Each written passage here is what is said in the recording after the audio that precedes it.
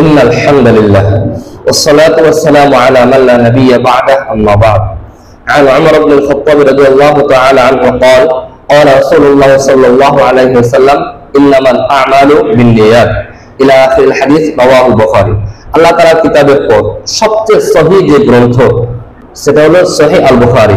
এই বুখারী শরীফের সর্বপ্রথম হাদিস ইন্নামাল আমালু বিন্নিয়াত, অর্থাৎ বান্দার যত আমল আছে, যত কাজ আছে, সমস্ত কাজ আল্লাহ তাআলা নিয়ত নামক কষ্টি পাথরে যাচাই বাছাই করে গ্রহণ করবে। وهذا الحكم عام في جميع الاعمال من العبادات والمعاملات। আর এই হুকুমটা সমস্ত কাজের ক্ষেত্রে, সমস্ত আমলের ক্ষেত্রে ব্যাপক, চাই সেটা ইবাদত হোক অথবা ইবাদত ছাড়া হোক। অর্থাৎ কেউ যদি কোনো ইবাদত করে দুনিয়ার কোনো মানফাতের জন্য, তাহলে তার ওই দুনিয়ার মানফাতটাই অর্জন হবে, আল্লাহ তাআলা সন্তুষ্ট অর্জন হবে, চাই সেটা নামাজ হোক, রোজা হোক, যাকাত হোক, এত বড় বড় ইবাদত হোক।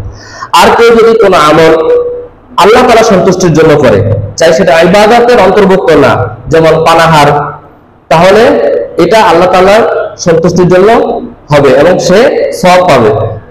যেমন কেউ খাবার খাইলো এই নিয়তে যে আমি খাবারটা সুন্নত তরিকায় খাবো, আমার একটা সুন্নত আদায় হবে, এবং এই খাবারের দ্বারা আমি আমার শরীরে যে শক্তি আসবে, শক্তি লাভ হবে, এটা আমি আল্লাহর রাস্তায় বের করবো, তাহলে এই পানাহারের দ্বারাও সে সওয়াব পাবে। আর যদি কেউ নামাজ রোজা ইত্যাদি করে মানুষকে দেখানোর জন্য, তাহলে নামাজ রোজা করে সে সওয়াব পাবে না।